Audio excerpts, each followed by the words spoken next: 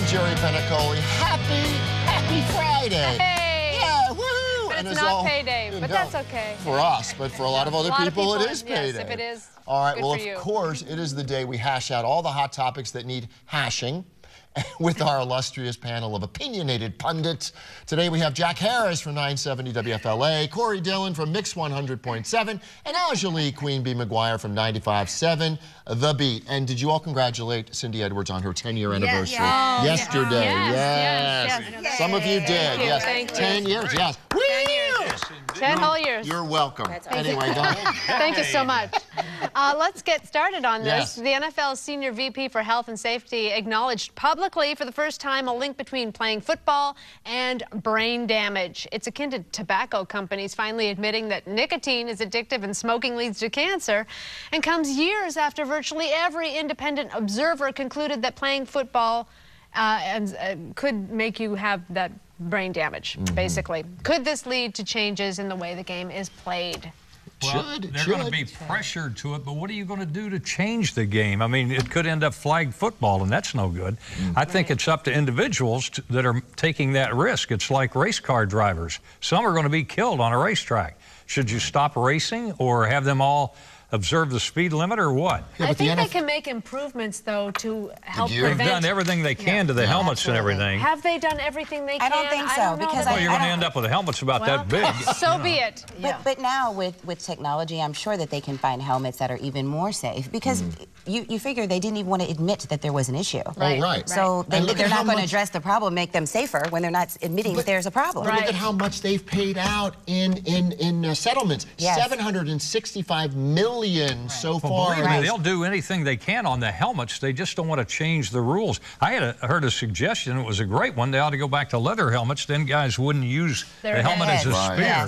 Right. Well, that would be a great idea. Well, that is an idea. Or maybe no helmets. This is sort of the hot topic at the moment, but the fact is linemen have a 50% higher increase of dying from cardiovascular disease. I mean, because that's the biggest killer in the country. And what are they doing about that? Right. Nothing. Well, we're trying. There is some personal We're trying to responsibility. educate. And football's not going to go away. No, and they don't need dramatic changes in it. It's a risk you take if you get involved in the sports. You're very highly paid, but your lifespan's going to be shortened.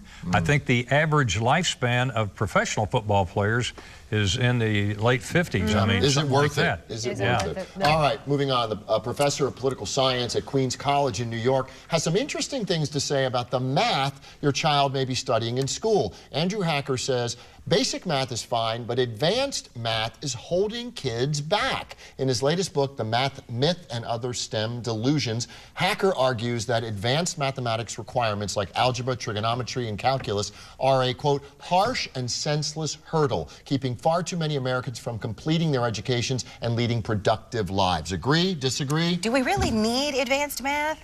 I've never used pi. I've never used. I think you never use trig in real life. I mean, unless you're going into rocket science or something like that. The point is you learn to do reasoning and all of these kinds of things like that. It makes you sharper, smarter if you get involved in all of these things. If you're good at these things, generally speaking, you're going to be pretty smart. Is any kid good at these things? Yes, and especially girls are being more encouraged now. It's difficult. I think it's I know. great. I hated it, but I hate to see us dumb down the school system. I agree, though. I agree with you there. See us dumb it down. Hey, they're having trouble with it, and our graduation rate's down. Let's make it all easier for everybody, and I mean, we're going to fall behind China. So what if they want to be a rocket scientist? They should expose them to it. Yeah, but it shouldn't be a requirement necessarily. There Perhaps should be to learn more certain than level basic math, but less than advanced math, somewhere in between. Yeah, you don't need to get into trig and But like geometry, if you didn't have geometry, would you know what shape this table is? I still don't know. That's true. Now, plain and solid geometry are very practical, particularly plain geometry, because we joke about this trapezoidal table and all that kind of thing.